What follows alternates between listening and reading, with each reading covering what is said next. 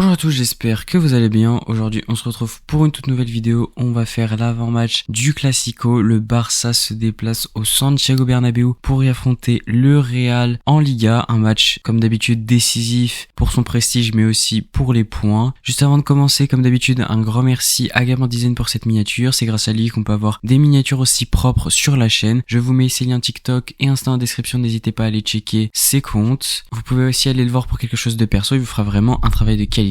Un grand merci à lui. Ah là là, la fin de la série est un peu de la mort parce que on pourrait compter l'Espagnol de Barcelone, mais honnêtement, je pense que là, on a fait le plus dur après le Classico. Le Barça a battu Séville, le Barça a battu le Bayern, le Barça a explosé Séville et le Bayern, les deux sur un score fleuve 5-1 et 4-1. Maintenant, il reste le plus gros, le plus prestigieux, le Real Madrid. Le Real Madrid, bien évidemment, ils sont seconds puisque c'est nous les premiers. Leur début de saison, au niveau comptable, il est pas mal, honnêtement, quand on regarde 2 victoires sur 3 en Ligue des Champions comme nous, ils sont juste à 3 points de nous avant le Classico, ça reste vraiment bien, mais quand on regarde le jeu, c'est horrible, dégueulasse, insoutenable de voir ça, franchement. Chaque match, je sais pas comment font les supporters du Real, mais t'as envie de te suicider, c'est une dinguerie comment c'est mauvais. Encore une fois, le match dernier contre Dortmund, ils perdent 2-0, ils remontent parce que Dortmund fait une erreur en remplaçant leur meilleur joueur. Après, t'as Vinicius qui bien évidemment marque un triplé. Enfin, voilà, toujours bien évidemment le classique Real faire une remontada. Contre le Celta Vigo, ils sont ultra mauvais, ils encaissent beaucoup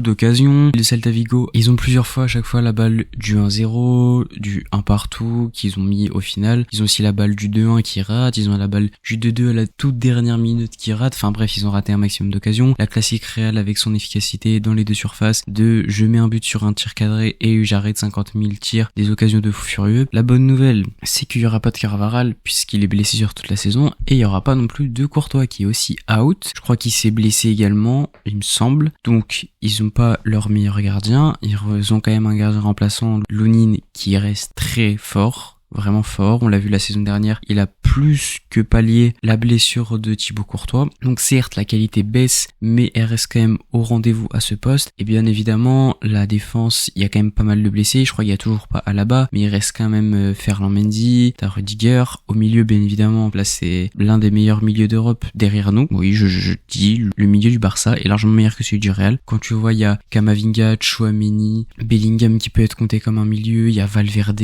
t'as même Modric en remplaçant, enfin qui peut dire ouais j'ai Modric en remplaçant, même à 38 ans c'est une vraie dinguerie. Et bien évidemment l'attaque, l'armada offensive, Rodrigo, Vinicius et Mbappé aussi, je sais pas, c'est un mec qui s'est perdu, je connais pas trop Mbappé, vraiment j'espère qu'il soit titulaire parce que il pue la merde, voilà, au moins c'est dit, il est haché ce type, il ne sait pas mettre un pied devant l'autre, il est nul à chier, il fait que mettre des tapines, donc vraiment qu'il soit là parce que si il est là, il va être dégueulasse durant tout le match, je vous le dis, sur OneFootball il a une note de 0,2 et je pèse mes mots. Voilà, je pense qu'on peut passer au Barça parce que là honnêtement on a tout dit sur le Real, c'est vraiment la même chose depuis toujours en fait, depuis que le club est créé, donc on peut directement passer à ce qui nous intéresse, c'est-à-dire nous. C'est un peu égocentrique quand même de dire ça quand j'y pense. Donc le Barça ressort d'une belle victoire, d'une magnifique victoire, en fait l'une de ses plus belles victoires peut-être sur les 5 dernières années, peut-être même la plus belle victoire sur ces 5 dernières années. Le Barça a battu le Bayern sur le score de 4-1 avec une démonstration sur quasi 90 minutes, hormis sur les 20 premières minutes peut-être où c'était plus compliqué, sinon franchement on était 100% au-dessus de ce Bayern. Directement, ce qu'on peut dire, c'est que le Real n'est pas du tout la même équipe que le Bayern. Tout simplement parce que face au Bayern,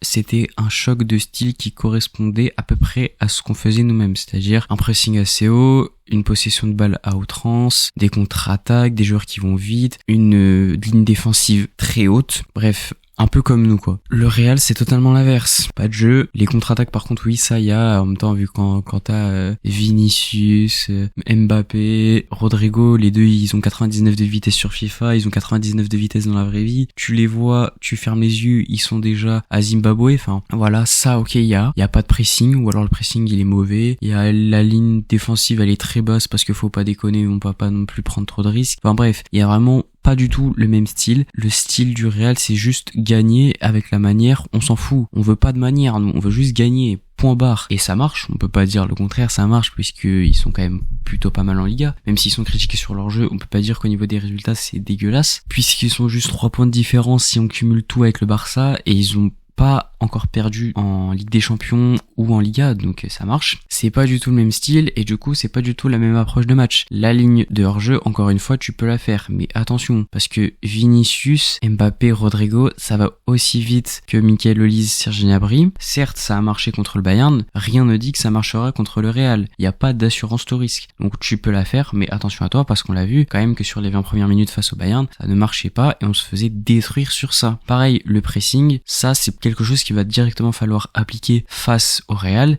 et cibler des points sensibles. Par exemple, cibler des jeunes joueurs, que ça soit Fran Garcia qui sera du coup probablement titulaire ou Ferland Mendy, bref, ce point-là, il sera vraiment sensible et il faudra appuyer dessus. Bien évidemment, Lucas Vazquez, lui, il faudra lui foncer dedans parce que il est même pas titulaire, donc voilà, même si ça reste un remplaçant de qualité pour le Real, c'est totalement pas de la trempe de ce qu'il va affronter en face. Tu peux aussi presser certains milieux. On sait que Tchouaméni, il est un peu irrégulier. Des fois, il va te faire des matchs de fou. Des fois, il va te faire des matchs dégueulasses. Tout dépend. Donc, s'il est dans un mauvais jour, il faudra vraiment aller sur lui. Mbappé, bien évidemment, il faudra le presser. Et surtout, il faudra leur faire péter un câble parce que leur faire péter un câble, ils vont totalement abandonner, en fait. Tu vois déjà qu'il y a des signes qui font que certains s'énervent, que ça soit Mbappé, Vinicius, Bellingham, les 3 stars. Tu vois que c'est pas 100% sain, contrairement à nous. Donc, c'est là qu'il va falloir appuyer. Il va falloir appuyer sur les faiblesses du Real, pas se concentrer que sur nos points forts, mais aussi sur les faiblesses du Real. Voilà, ça joue dans les deux sens. Et aussi, le point le plus important, encore une fois, hein, c'est toujours la même, c'est l'efficacité. Contre le Real, pour le coup, si tu es pas efficace, c'est fini. On l'a vu, Dortmund, ils menaient 2-0, ils se sont fait rattraper. Le Real est l'équipe la plus efficace au monde.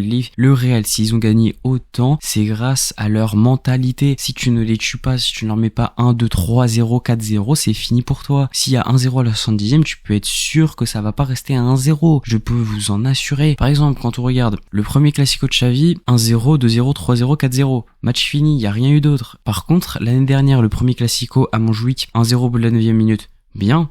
Mais par contre, plus de but. 70e minute, égalisation de Bellingham. 90e, deuxième but du Real. Encore Bellingham, mais deuxième but du Real. Victoire du Real. Donc encore une fois, si t'avais été plus efficace, parce qu'on a eu plein d'occasions, et on a partiellement baissé notre level au fur et à mesure du match, et c'est là qu'on perd. Et c'est un autre truc que je voudrais dire. Le Barça doit toujours être dominant face au Real. Ne doit jamais laisser le Real prendre le pas sur lui-même. Si tu te dis, ouais, ça me convient, non, ça ne te convient pas, va chercher plus. Quand il y aura 3-4-0, je dis pas, là tu peux commencer à essayer de peut-être baisser un peu ton niveau, de calmer, voilà, peut-être laisser un peu le Real dominer, on s'en fout. Mais s'il y a que 2-0 ou 1-0, jamais de la vie. Faut toujours être supérieur au Real, toujours essayer d'avoir plus. Je pense que là, honnêtement, on a tout dit sur ce match. On va directement pouvoir passer au 11 idéal. Au cage, on va rester sur Peña qui n'a pas eu grand chose à faire sur le match face au Bayern. Honnêtement, j'ai pas aimé son match, je vais pas vous mentir. Les sorties, il sortait tout le temps, il y avait des problèmes de communication avec les défenseurs. Je crois, à un moment, il fait n'importe quoi avec Inigo Martinez. Ça a failli nous coûter un but. Mais bon, il va toujours pas mettre Szczęsny, je pense, Flick, donc on va rester sur Peña. Même Szczęsny a dit que Peña n'avait pas donné de raison de ne plus être titulaire. Honnêtement, je suis pas d'accord, mais s'il le dit, c'est peut-être qu'il a raison, peut-être qu'il s'y connaît mieux, je sais pas, peut-être c'est juste de la com. En défense, on bouge pas, on reste sur la classique Koundé, Inigo Martinez, Cubarsí, Baldé. Au milieu, en double pivot, qui a fait un match monstrueux, peut-être le meilleur match des deux, Pedri et Casado. Et en numéro 10, Fermin, qui est un GOAT en fait à ce niveau. En fait, toute l'équipe est un GOAT, mais Fermin est vraiment beaucoup trop fort et nous l'a encore montré. À droite, Lamine Yamal, à gauche, Rafinha, et en numéro 9, Lewandowski. En fait, c'est le même 11 que contre le Bayern de Munich. On change pas une équipe qui gagne, comme on dit. Je pense que ça va marcher. Honnêtement, pour le coup, je suis vraiment confiant face au Real Madrid. Je l'étais moins face au Bayern. Ça a bien marché, ça a bien déroulé. Le Real Madrid, la seule chose qui peut nous arriver, c'est que on tue pas le match, ou alors ils commencent à mener 1-0 et on n'arrive pas à revenir, ou ils prennent complètement l'ascendant, mais ça, honnêtement, je le vois pas. Moi, je vois pas de gros score mis par le Real sur ce match. C'est impossible, je vous le dis tout de suite. Si je devais donner un petit pronostic, moi, je dirais que les deux équipes m'ont marqué. Je vois bien une victoire du Barça avec plus de 3,5 buts dans la rencontre. Franchement, ça me paraît logique. Je vois bien un petit, je